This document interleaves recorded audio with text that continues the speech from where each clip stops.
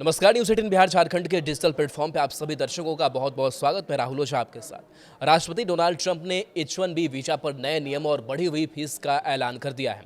इस फैसले से भारतीय आईटी कंपनियों और प्रोफेशनल्स के बीच चिंता का माहौल है। ट्रंप के अनुसार नए H1B वीजा एप्लीकेशन पर $1 लाख तक की फीस लग सकती है, जो अब तक की सबसे बड़ी बढ़ोतरी मानी जा रही है।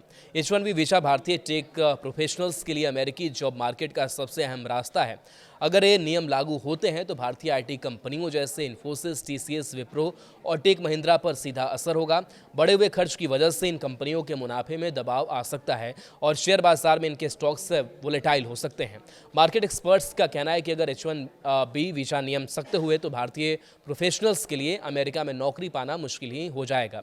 इससे भारतीय टैलेंट की डिमांड कम हो सकती है और आईटी सेक्टर की ग्रोथ पर असर पड़ सकता है।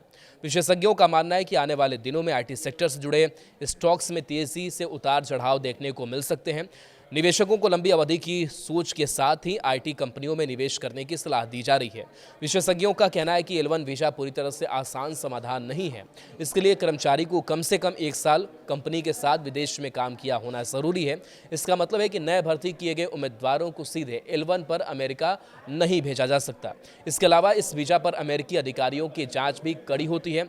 कानूनी जानकारों का कहना है कि जैसे जैसे कंपनियां H1B से बचने के लिए L1 का इस्तेमाल बढ़ाएंगी, वैसे वैसे अमेरिकी प्रशासन इस श्रेणी पर भी निगरानी और कड़ी कर सकता है। इसमें ज़्यादातर दस्तावेज, ऊंची अस्वीकृति दर और अतिरिक्त नियम शामिल हो सकते हैं। इसके बावजूद कंपनियां इसे एकमात्र व्यवहारिक रास्ता मान रही हैं। H1B फीस की बढ़ोतरी को लेकर फैली अनिश्चितता और चिंता ने भारतीय कंपनियों को मजबूर कर दिया है कि वे अपने कर्मचारियों को अमेरिका भेजने के लिए वैकल्पिक उपाय तलाशें। ऐसे में L1 वीजा भारतीय आईटी सेक्टर के लिए नया जुगाड़ साबित हो रहा है। भले इसके साथ कई चुनौतियां जुड़ी हों, डोनाल्ड ट्रंप प्रशासन द्वारा H1B वीजा की एकमुश्त फीस को $1 लाख यानी करीब 88 लाख रुपए करने के बाद भारतीय आईटी कंपनियों और पेशेवरों ने नया रास्ता तलाश लिया है।